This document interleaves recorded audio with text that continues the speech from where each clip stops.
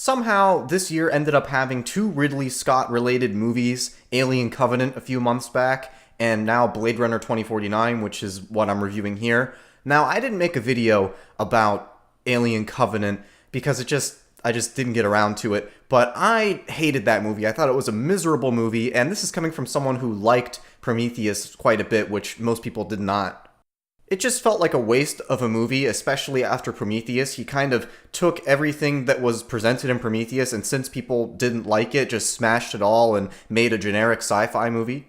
Now, Blade Runner, I would say, is one of my favorite, if not my favorite movie ever, so I was definitely going to go see Blade Runner 2049. But I have to say that I was not sure what to expect, and I'm still not sure after watching the movie if they gave the reins to me through some kind of magic parallel dimension. I was in charge of making this movie.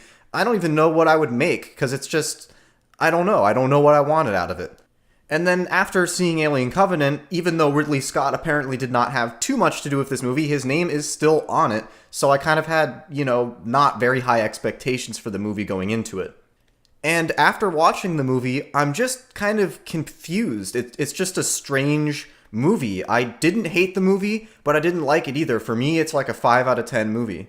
Just the entire time I was watching this movie, there was this strange duality going on where simultaneously it was obsessed with recreating the old aesthetic from the previous Blade Runner movie and adhering to that strongly, and then in the next moment, it would be trying to do its own thing, being more like a modern, more generic sci-fi movie.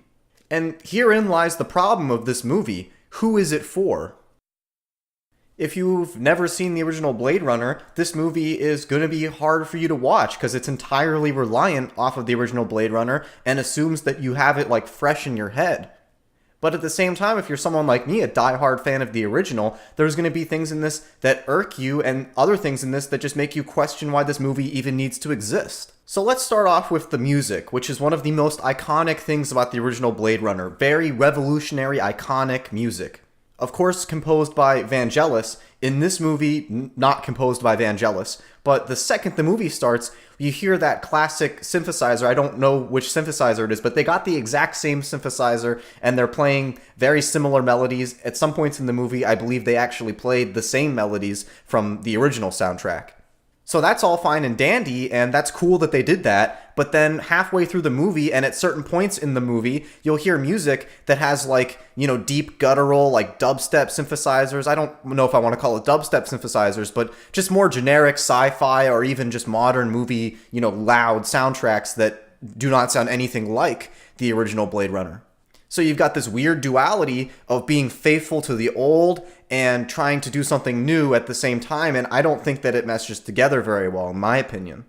There was one moment that I liked some of the new sounds. I don't know if it was a song or if it was just sound effects, but there's one scene when they're outside in the streets of Los Angeles, and it's just dark and murky and brooding, and there's just this loud, ridiculously loud, eardrum rattling loud sound. It sounds like an engine revving, just and nothing's going on. They're just in the city walking around. I love that. I mean, that was a great scene for me, but that was one of the only moments of new music where I'm like, this fits, this makes sense.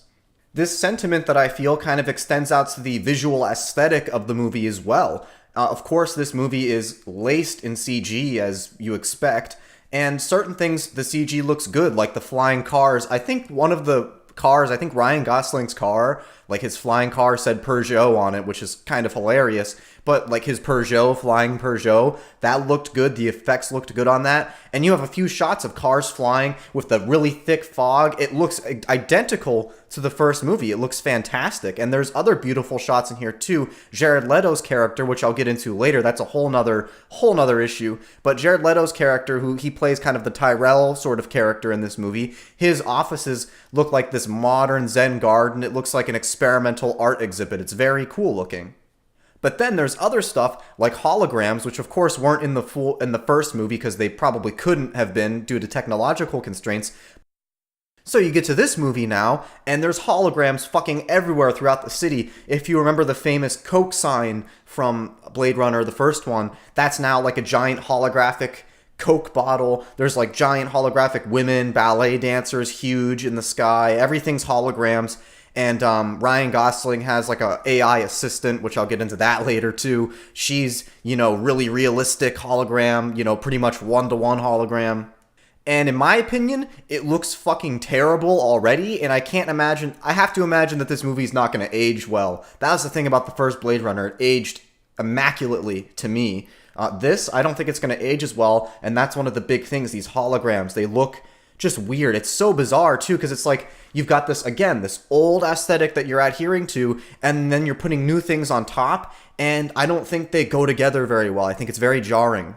And then another one of the famous aesthetic things in the original Blade Runner were the like CRT tube TVs all over the place everywhere that they're using in the far future for some reason. In this, they keep with that. Most of the screens do look like that still, but then like the image on the screen will be like a 4K, OLED looking image, and it's clearly like superimposed over and like post-processing.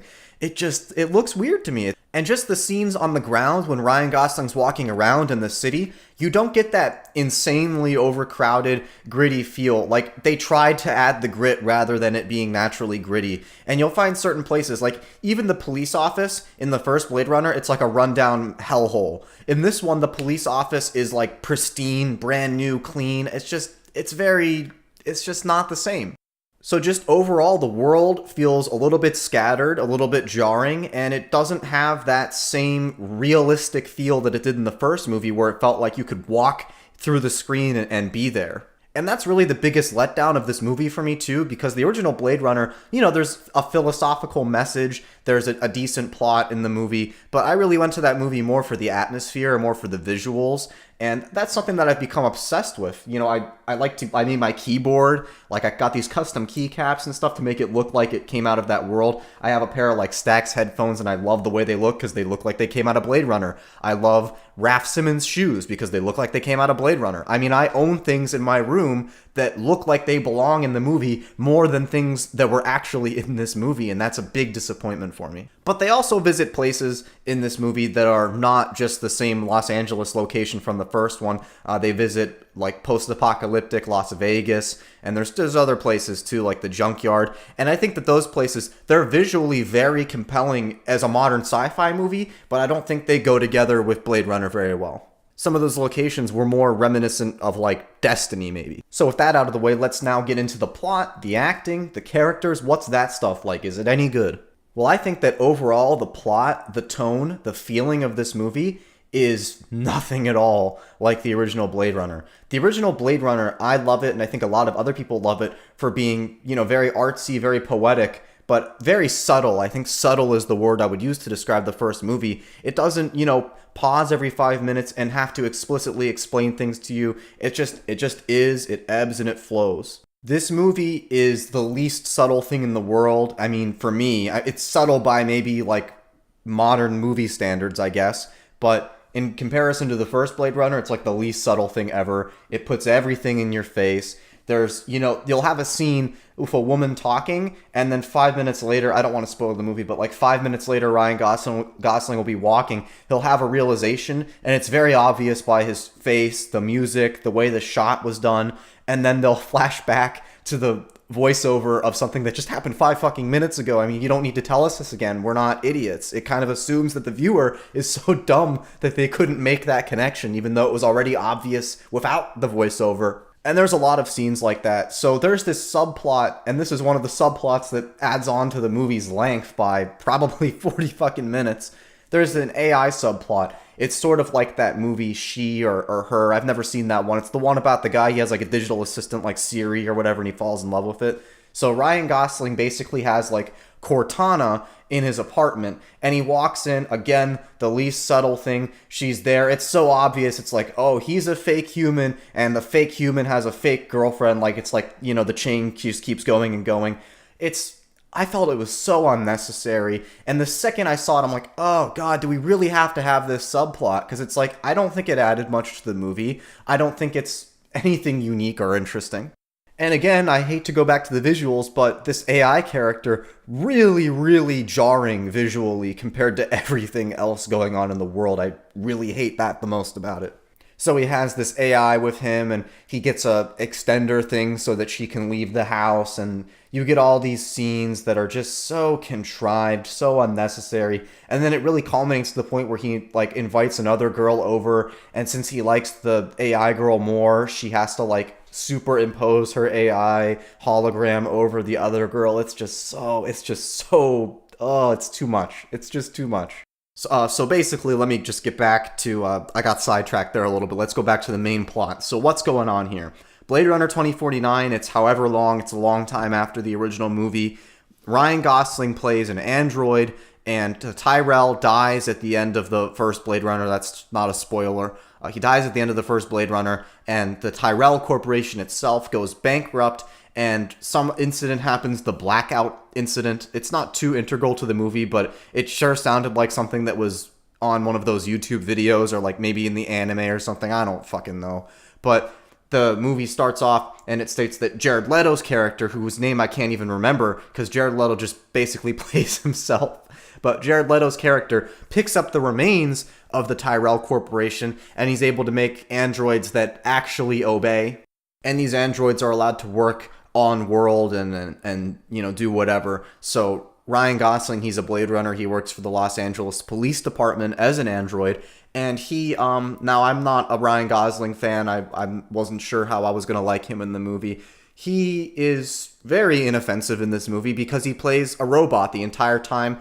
Basically no emotion outside of getting mad once or twice. He's just a robot, monotone. Really anyone could have played the character.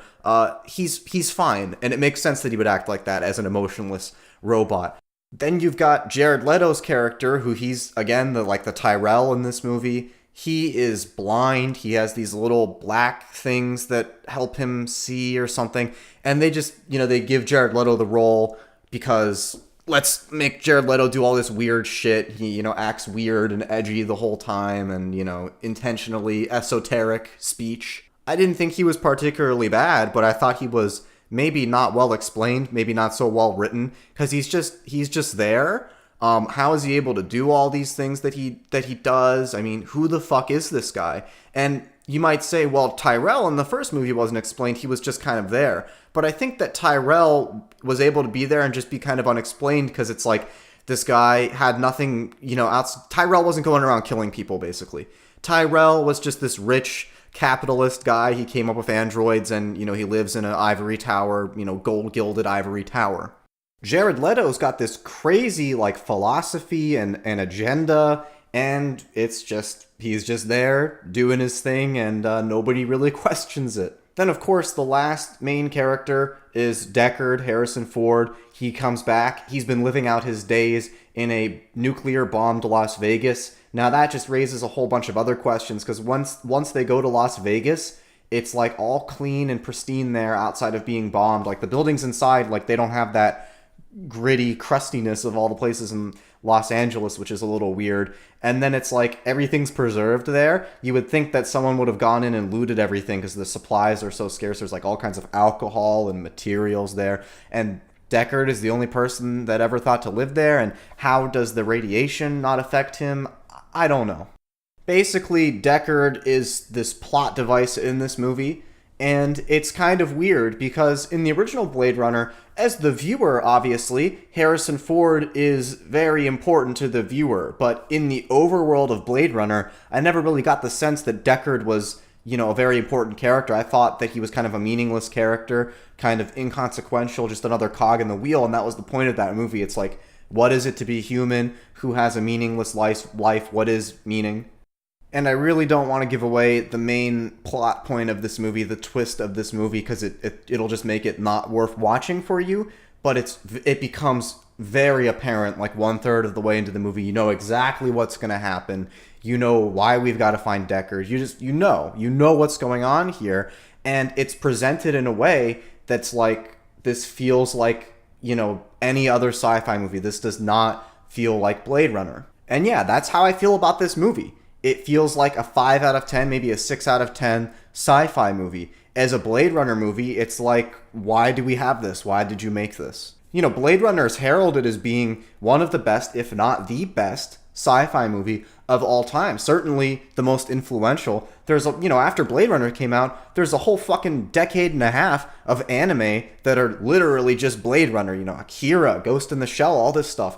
And to see it reduced down to what it was in this movie, it's just a little bit disappointing. It lacks impact. It's just might as well be any other movie. And that duality that I keep mentioning of it drawing very heavy inspiration from the original in 1 minute and then in the next kind of doing its own thing and being more modern, I think that is reflected in how it's doing commercially. It's not doing very well. This movie is kind of flopping, which it's sad. That means that we're probably never going to get another one ever again, for better or for worse, depending on your opinion of the movie. But, yeah, that's the movie. That's what I think of it. If you watch the movie, I'd like to know how you feel about the movie, because I've seen people. I'm like the only person that I know personally that wasn't a huge fan of the movie. It seems like a lot of other people are enjoying it a lot. I've seen a lot of critical acclaim for the movie. I'm not sure why that is, but if you have that feeling, be sure to voice it down below, and thanks for watching.